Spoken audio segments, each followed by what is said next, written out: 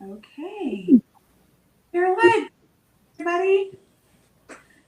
Morning. Morning.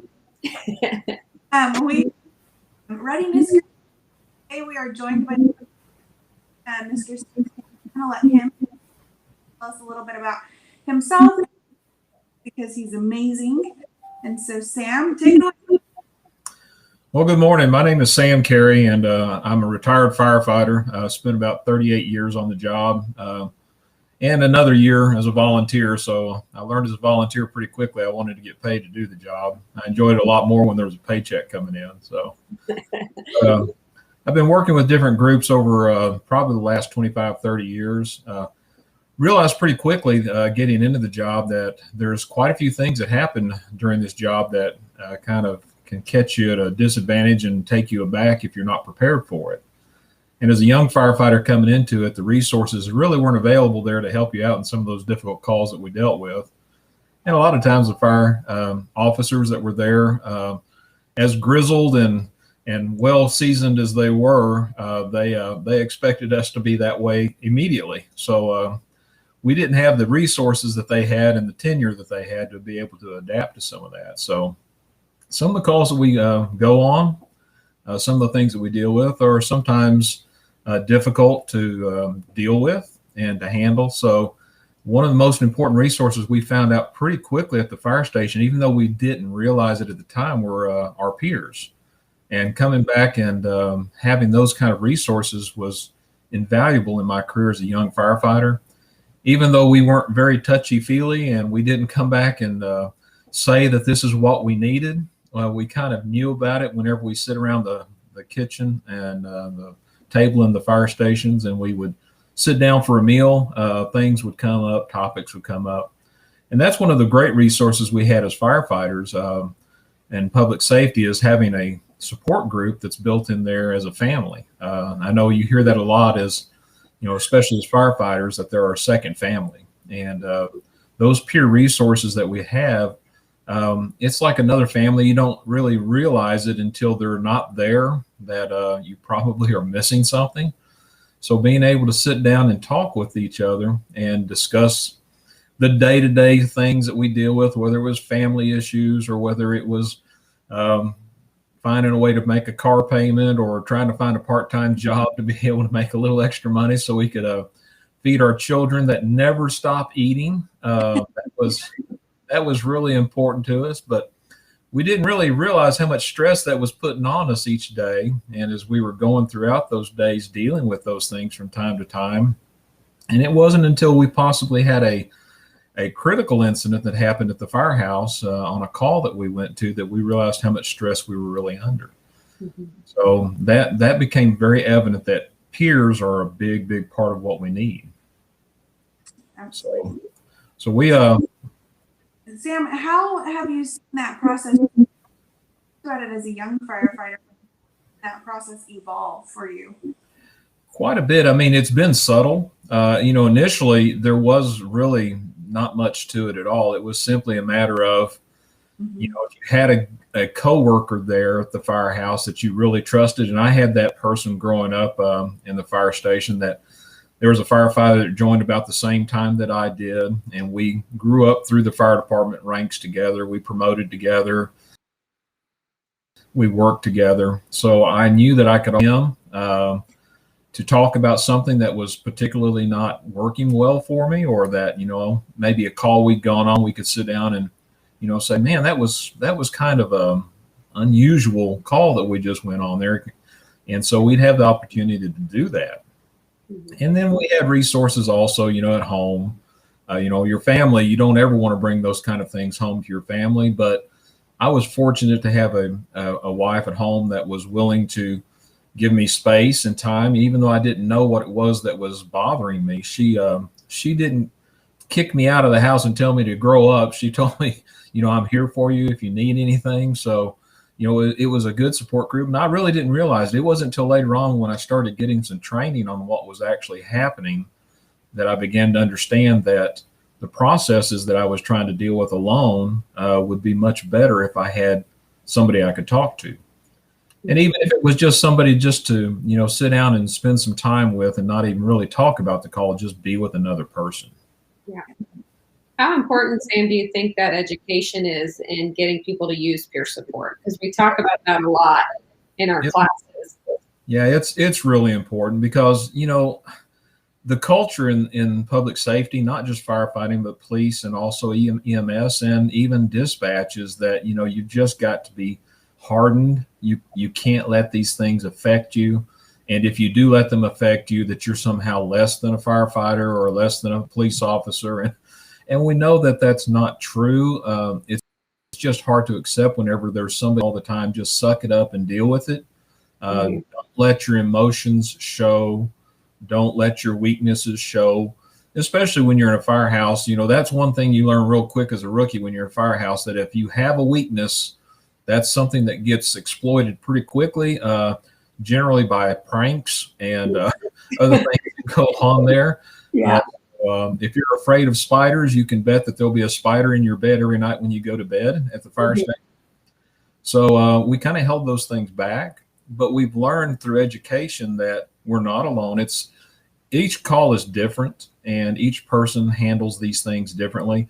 I've been very careful about ever telling somebody I know what they're going through, because I don't. In what we're dealing with, a lot of times, we may know some similar things that are going on, but we never know exactly from their viewpoint what they're dealing with, which through education, I found it's really important to listen. Whenever you sit down and talk to somebody as a peer, it's really important that you listen to what they're telling you and not to come into it with any preconceived ideas of what they might be dealing with.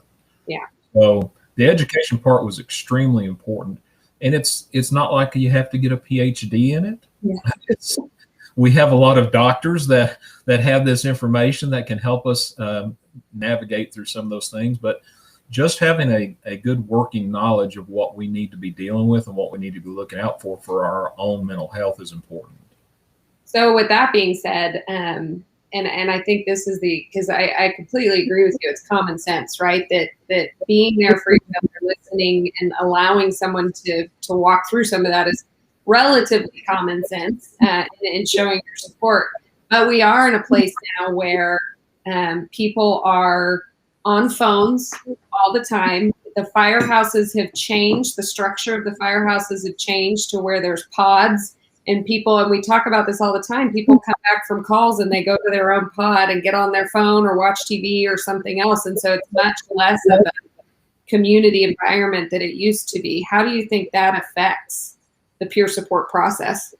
That hampers it a lot. From what we used to be, the only place you could get away in the past of the fire station was in the bathroom if you were lucky. And, some of the older firehouses didn't even have that luxury. But now, each fire stations are being built where they have your own bedrooms, your own workspaces. There's a lot of offices and areas that you can isolate away from others.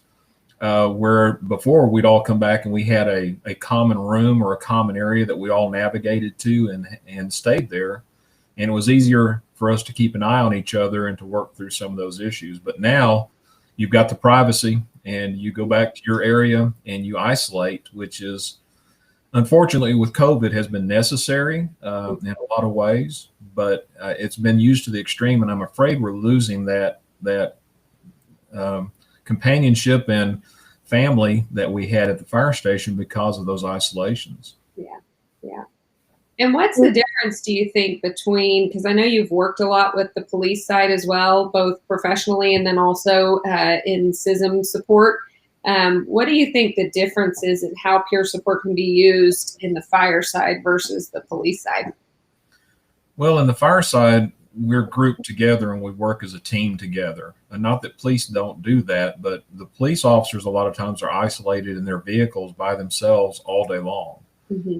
They may come together at the beginning of a shift or at the end of a shift or a few times throughout the shift, but for the most part, they're by themselves. Some departments do have, they have pairs that they pair up doing patrol in, but a lot of times the police officers at a disadvantage because they are by themselves. Mm-hmm. In the firehouse, we're we're a team. We go in, we work together, we solve the problems together, we come back, we clean up and prepare the equipment for the next call together. So that helps us quite a bit more, I think, as a firefighter to handle that. Yeah. There are special teams that work together.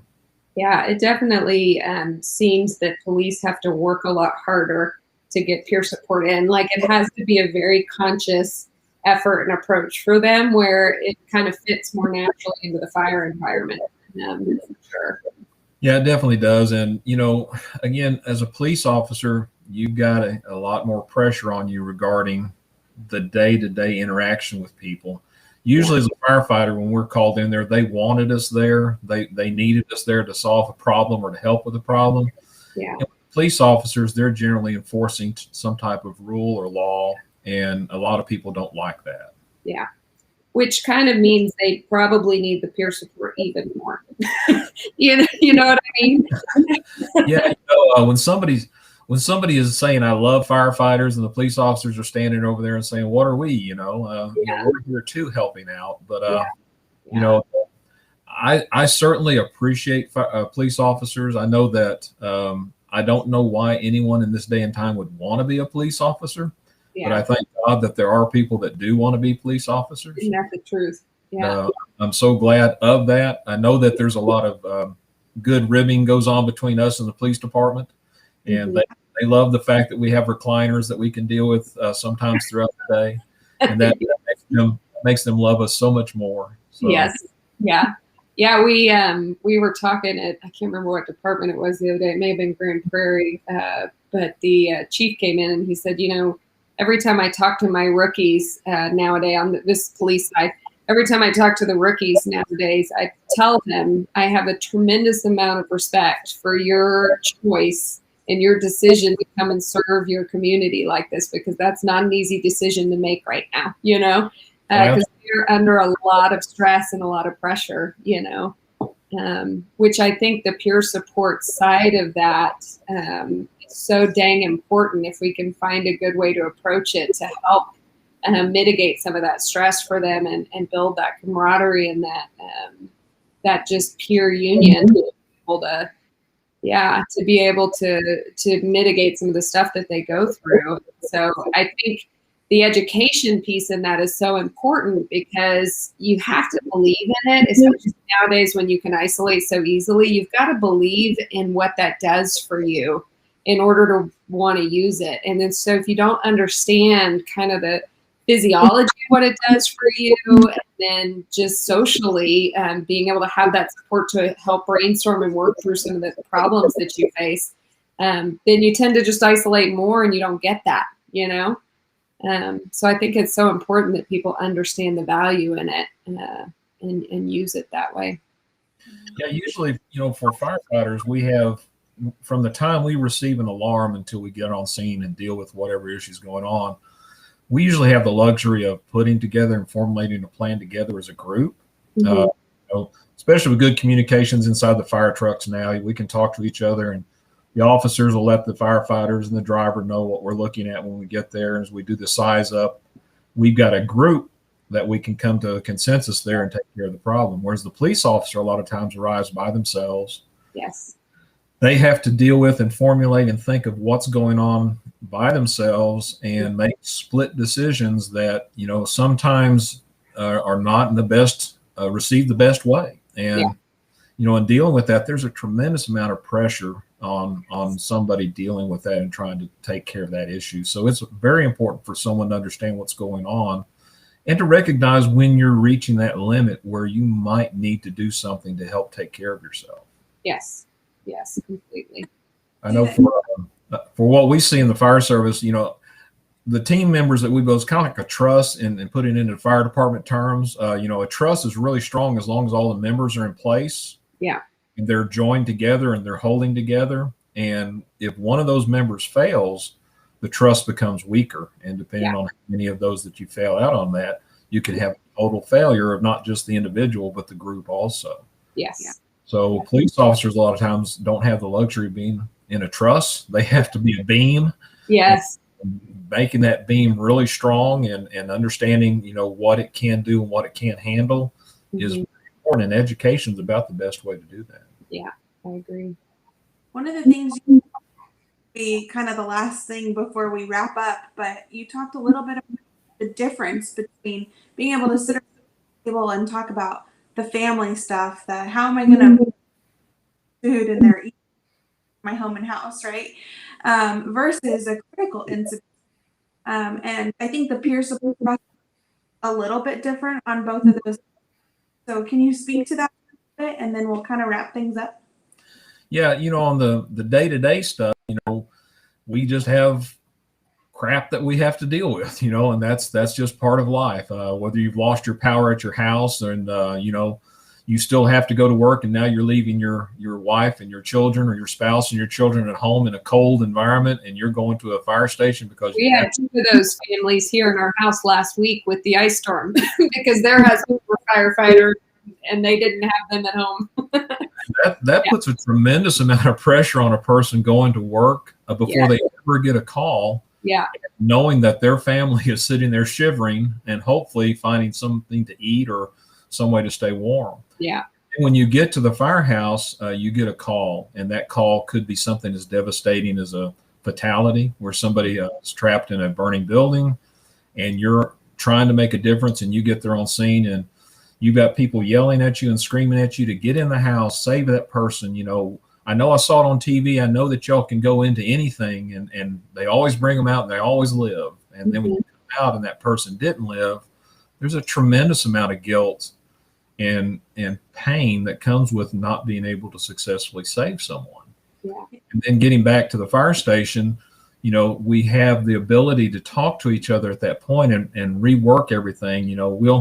We'll do critiques on calls that we go to and try to figure out, could we have done something better? Could we have done something differently? And a lot of times that helps, as you're critiquing what you did, is in finding out that you did everything you possibly could. Mm-hmm. Tried to make a difference, and it just didn't work out this time.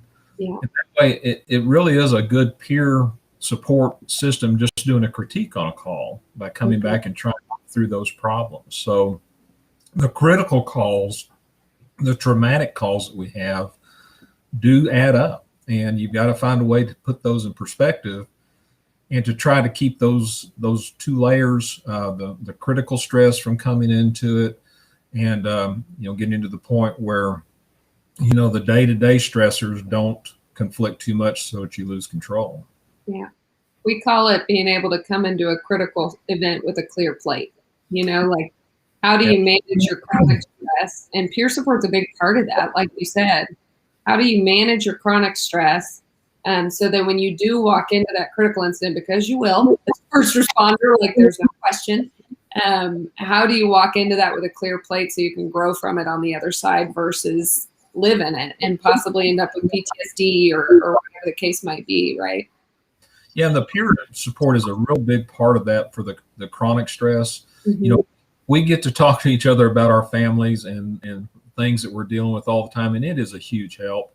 Yeah. Even though sometimes you get to that point, boy, I don't want to hear any more about their girlfriend or how, their nice new car that they just bought, and they don't know how they're going to get the tires changed on it, whatever it is. You just go, okay, but it helps. And that if you'll sit there and listen to the day-to-day minutia, help with that that whenever there's a critical thing that comes in, that traumatic situation, they'll be glad to sit and listen to that too and help out.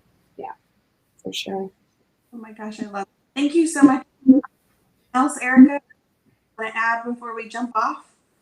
I don't think so, Sam. I just appreciate you being here. We appreciate you teaching with us. We appreciate all of your vast knowledge and experience, because it makes a huge difference when you hear it from someone who's been through it and versus someone who's just learned about it. So we gratefully appreciate you coming on to our little Facebook Live thing. Yeah. And hopefully we can do more of these in the future. Yeah, because my greatest wish is that I can help some young firefighters become old firefighters and old retired firefighters. And happily retired like you. Happily and healthy retired firefighters. Yes, I love that. That's awesome. Yeah, absolutely. All right, if y'all have questions for us, for Sam, Joe, we're happy to answer them whenever you decide that you want to put them down there in the comments. Thank you again, Sam, joining us, and we'll be back next Friday with a live. Awesome. Thanks, guys. Good to see you. Bye. Bye-bye.